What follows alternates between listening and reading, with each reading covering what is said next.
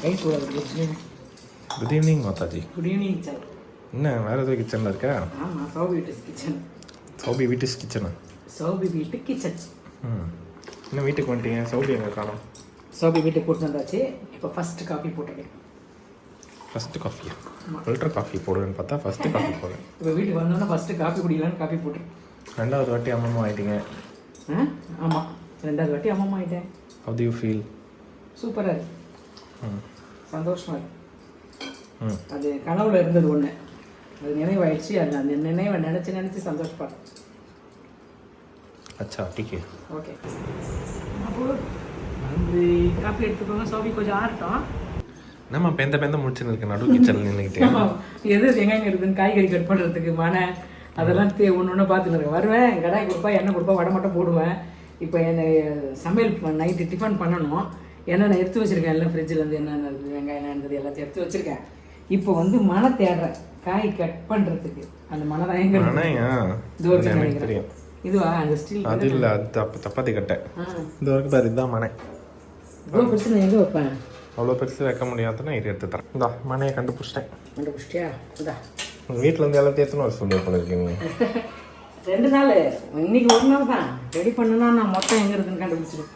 கண்டுபிடிச்சிருவேன். இன்னைக்கு ஒரு நாள் தான், நாளைக்கு நம்ம வீட்டுக்கு போயிடுவோம் அப்படின்னு நினச்சேன். இல்லை இப்போ இது வைப்போம். ரைட், நல்லா இருக்குல்ல இது மேடைக்கு? நம்ம மேடையில் போட முடியாது, ஏன்னா இங்கே ஒரு உருட்டா ஒன்று வச்சுருப்பேன், தண்ணி வரக்கூடாதுன்னு. ஆமாம், இதனால தண்ணி கீழே ஊற்றி எதனா ஊற்றிடுச்சுன்னா அது நம்மளுக்கு ஊற்றாது, அப்படியே நேராக போயிடும். அதனால் இதுதான் நமக்கு அதான் மாட்டோம். இப்போ ரெடி பண்ண போகிறேன். என்ன ஸ்பெஷல் இன்னைக்கு? இப்போ மஷ்ரூம் கிரேவி பண்ண போகிறேன். சப்பாத்தி பண்ணலாமா இல்லை இடியாப்பம் பண்ணலாமான்னு யோசிக்கிறேன். சப்பாத்தி இல்லை இடியாப்பம் தான் சாப்பிடுவேன். இடியாப்பம் தான் சாப்பிடணும். இடியாப்பமே புரிஞ்சிடுவேன். இடியாப்பம் புரிஞ்சிட்டு நம்ம மஷ்ரூம் காரம் இல்லாமல் கிரேவி பண்ணிக்கலாம். அதான் இப்போ ரெடி பண்ண போகிறேன். அடுத்த 1 மாதத்துக்கு இங்கே தானா? வந்து வருவேன், வீட்டுக்கு வருவேன். அங்கேருந்து இங்கே வருவேன், மாறி வந்து அப்புறம் நம்ம வீட்டுக்கு கூட்டின்னு போயிடுவேன். நான் வந்து இன்னைக்கு கிளம்புறேன். நீ கிளம்பி போயிட்டு எப்போ வருவேன்? பர்த்டேப்பா. நல்லா சமைச்சு சாப்பிடுங்க 2 பேரும். ஓகே, சரியா? நான் சமைச்சு கொடுத்து அப்பா பார்த்துக்கிறேன். அவர் தனியாக இருக்காரு. எல்லாம் சமைக்கணும்னா லட்டூஸ் கிச்சன் வீடியோ எடுத்து ஆன் பண்ணி பக்கத்தில் வச்சுக்கோ. வச்சுட்டு அதில் என்னென்ன வேணும், குழம்பு வேணும், மட்டனோ சிக்கனோ அந்த மாதிரி ரசமோ எது வேணுமோ அது மாதிரி பார்த்து சமைச்சு 2 பேருக்கு தேவையான அளவு கரெக்டாக சமைச்சிக்கோ. யூடியூப் சேனல் வச்சுருந்தா உன் சேனல்லையும் உன் சேனலை ப்ரொமோட் பண்ணுவியா? அப்படி இல்லைடா, நீ உட்காந்து பார்த்து சமைச்சிப்பேன்னு சொல்ல வந்தேன். டக்குன்னு ஞாபகம் இருக்கு அதில் என்னென்ன போடணுன்னு. அதெல்லாம் கரெக்டாக இருக்கும் வீடியோவில். அது போட்டு சமைச்சு ஃபோன் பண்ணி டார்ச்சர் பண்ணாத, வீடியோ பார்த்து செஞ்சுக்கோன்றேன். வீடியோ பார்த்து சமரை உட்காந்து சமைச்சிட்டு என்கிட்ட சொல்லி இதை சமைச்சேன், நான் சாப்பிட்டா அப்போ நீ மாற்றி சமைச்சுங்க. அப்போ கொஞ்சம் சமைப்பார், நீ கொஞ்சம் ஹெல்ப் பண்ணி 2 பேரும் சமைச்சு வேலையை பார்த்து நிற்பேன், இதெல்லாம் பண்ணி நிற்பேன். காலையில் எழுந்து 2 பேருமா சேர்ந்து சமைச்சு 2 பேருக்கு தானே சமைச்சுக்கோங்க. தினம் ஹோட்டல் சாப்பிட்டா ஒரு மாதிரி இருக்குன்னு வரப்பா. ஹோட்டல்லாம் சாப்பிட முடியாதனால நீ கொஞ்சம் ஹெல்ப் பண்ணி 2 பேருமா சேர்ந்து செஞ்சுக்கோங்க. சும்மா 1 கப்பு அரிசி போட்டுக்கோங்க. குக்கரில் வைக்காத சாப்பாடு வடிச்சுக்கோங்க. Okay okay. இதுக்கு ரெசிபி சொல்லி தரீங்களா? சொல்லுங்கள். ஓகே. இதோ வெங்காயம் உரிச்சிட்டு மஷ்ரூம்லாம் கட் பண்ணி ரெடி பண்ணிவிட்டு அப்படியே சமையல் ஸ்டார்ட் பண்ணிடலாம். முதல்ல கிரேவி. வெங்காயம் எந்த ஆங்கிளில் வெட்டணும் அதெல்லாம் சொல்லி தரணும்ண்ணா. வெங்காயம் சொல்லி தரணும்ல? ஓஹோ, உனக்கு சொல்லி தரணும் நான், நீ எனக்கே சொல்லி தருவேன். உனக்கு நான் சொல்லி தரணுமா? வெங்காயம் வெட்ட சொல்லி தருவாங்க, எந்த ஆங்கிளில் வெட்டணும்னு சொல்லி தரேன். ஆங்கிள்லாம் கிடையாது, நீட்டு வாக்கு குட்டி குட்டி வாக்கு, அவ்வளோதான். பூண்டு உரிச்சிட்டேன். இதாக பொடியாக கட் பண்ணணும். பொடியாக கட் பண்ணணும். ஒன்று மட்டும் பாதி மட்டும் போட்டு பேஸ்ட் மாதிரி பண்ணி போகிறேன், கொஞ்சம் திக்னஸ் வரதுக்காக. இது மட்டும். இந்த கிச்சன் நல்லா இருக்கா? செட் ஆகுதா? கிச்சன் பற்றிலாம் எனக்கு கவலை கிடையாது, சமையல் தான் நம்மளுக்கு. அது எப்படி தானே தெரிஞ்சு. இது என்ன மஷ்ரூம்? என்ன மஷ்ரூமா? இது பேர் என்ன சொல்லுவாங்களே? மஷ்ரூம். குண்டு மஷ்ரூம். இதுலேயே வந்து தட்டத்தட்டியாக பூ மாதிரி கூட இருக்கும், அதுவும் நல்லா டேஸ்ட்டாக இருக்கும். இது வந்து குண்டு இது மாதிரி தோல் உரிச்சிட்டு நல்லா வெள்ளையாகவே இருக்கணும். நல்லா தோல் உரிக்கிறேன். இந்த காம்போடே போடுவாங்களே, நான் உரிச்சு எடுத்துருவேன். இந்த மாதிரி தோலை அந்த வைக்கோலில் போட்டு மக்க வைக்கிறாங்கல்ல, அந்த தூசெல்லாம் இதில் இருக்கும். இந்த மாதிரி உரிச்சிட்டோம்னா நம்ம மஷ்ரூம் நல்லா ஒயிட்டாக இருக்கும்.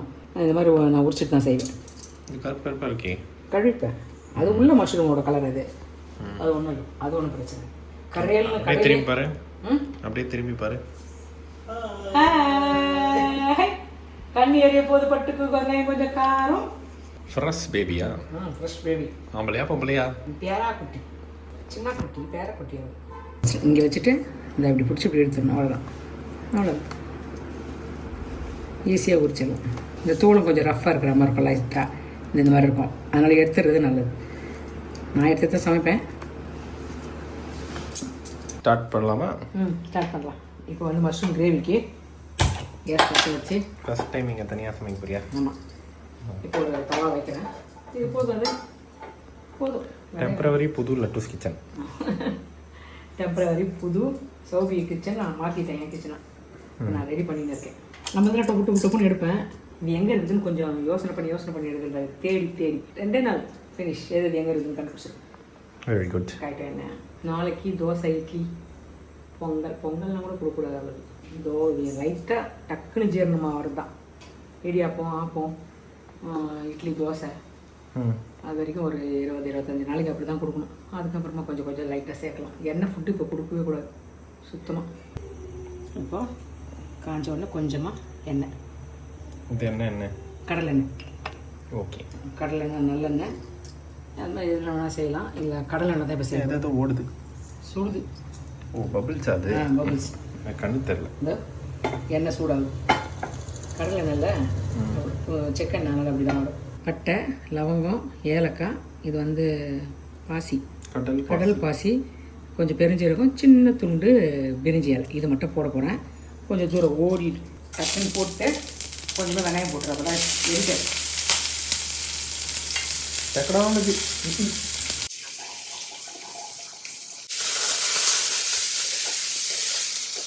இப்போ கட் பண்ண வெங்காயம் எல்லாம் போட்டு ஒரு 2-3 பல்லு பூண்டு உரித்து பொடியை கட் பண்ணியிருக்கேன். அது சாப்பிட நல்லா இருக்கும். நல்லா போடும்.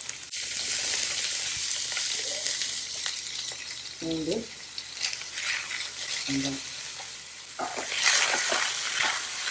கொஞ்சமாக உப்பு, காரம் கொடுக்கக்கூடாது. அதனால் ஒரே ஒரு பச்சை மிளகாய், அது முழுசாக தான் போட்டுருக்கேன். அவ்வளோவா காரம் இறங்க. அது ஒரு ஸ்பூன் இஞ்சி பூண்டு. உட்கார முடியலாம். பாப்பா சும்மா ஒரு 4 ரூமுக்கு போகிறேன். நான் சரி போக முடியும்.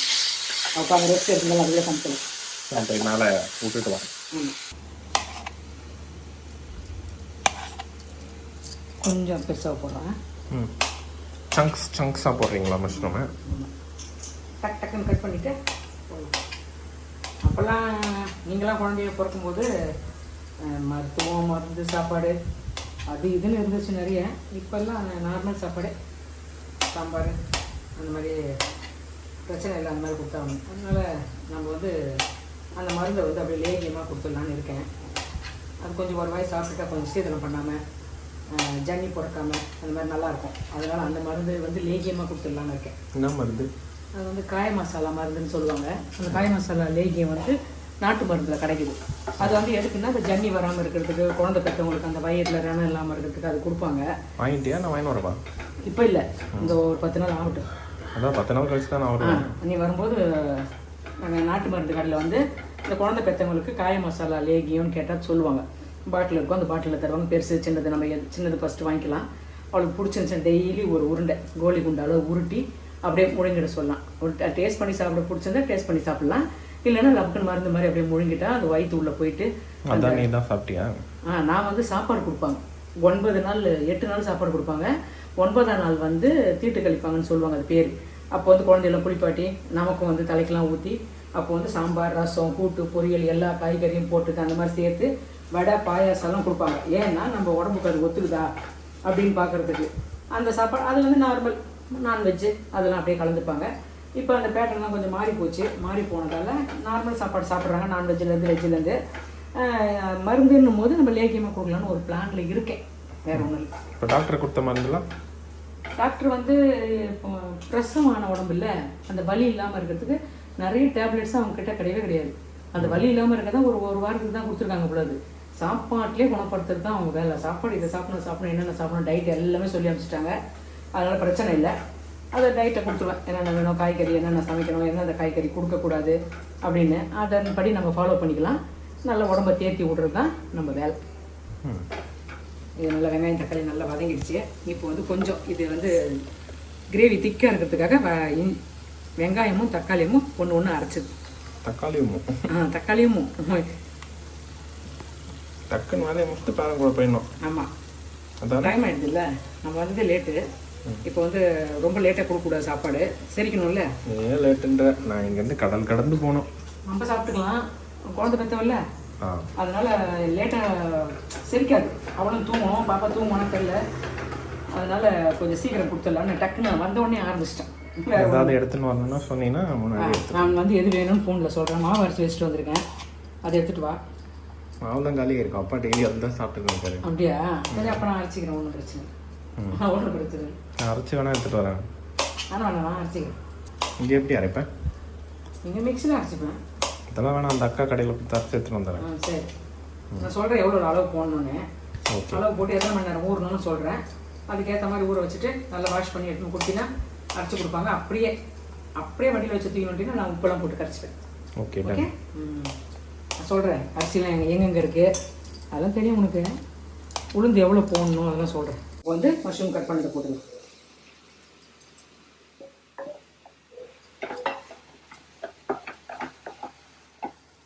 இது நல்லா வதக்கணும்னா இதுலேருந்தே கொஞ்சம் தண்ணி வரும். அதுக்கப்புறம் நம்ம கொஞ்சம் மசாலா போட்டு லைட்டாக திருப்பி இறக்கலாம். ரொம்ப ஹெவி கிடையாது, எல்லாமே லைட்டு தான். அப்படியே வதங்கணும். நல்லா சுருங்கிட்டே போகுது. சுருங்கி போய் இதுலேருந்து தண்ணி வரும். அப்போ தான் மஷ்ரூம் பாதி எண்ணெயில் வந்ததுக்கப்புறம் தான் நம்ம கொஞ்சம் தண்ணி மிக்ஸ் பண்ணணும். அந்த கிண்ணம் எதுக்கு தண்ணி பிடிக்க இதுலேருந்து தண்ணி வரும்ல. சரி, அப்படி சொல்ல வந்தியா? எதுக்கு இவன் கிண்ணத்தை எடுக்க சொல்கிறான் அப்படின்னு யோசனை பண்ணால் அப்படின்னா உண்மையில எனக்கு கிடையாது. அதனால் உன்னோட காமெடியோட சென்ஸ் எனக்கு வராது. அதனால் நீ சொன்னதுக்கப்புறம் ஆமாம்ல அப்படின்னு யோசிப்பேன். வேற ஒன்று பார்த்தியா? தண்ணி ஊற்றாமல் எவ்வளோ தண்ணி வந்திருக்கு. நல்லா வதங்க இதிலே தண்ணி வரும்.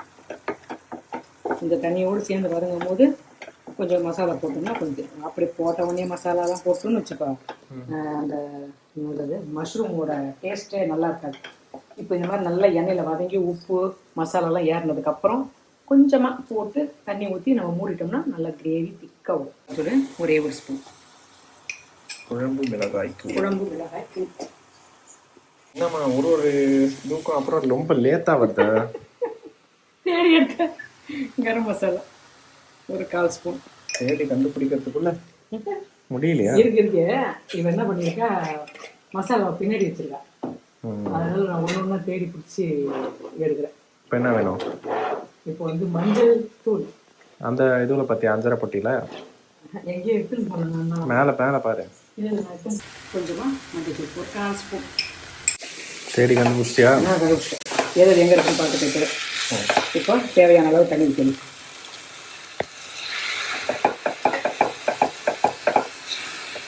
கொஞ்சமாக கொத்தமல்லி. ரெடி ஆயிடுச்சா? இப்போ தான் தண்ணியாக ஊற்றிருக்கேன். இது கொதிச்சு கொஞ்சம் கலர் சேஞ்ச் ஆகி கொஞ்சம் திக்னஸ் வந்ததுக்கப்புறம் இறக்கிட வேண்டியதுதான். கொஞ்சம் கொதிக்கட்டும். அதில் நம்ம என்ன பண்ண போகிறோம், இடியாப்பம் பண்ண போகிறோம்.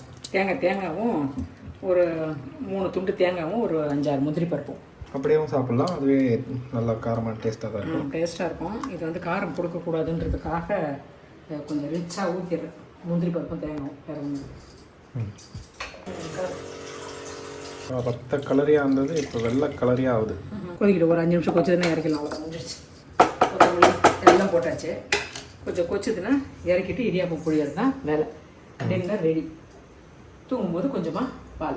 ஆமாம், ஆச்சு ரொம்ப நேரமா. இதோ சப்பாத்தி மாவு பசி எடுத்துட்டு கிண்ணம் இடியாப்பம் மாவு வந்து கொஞ்சோண்டு தான் இருக்குது.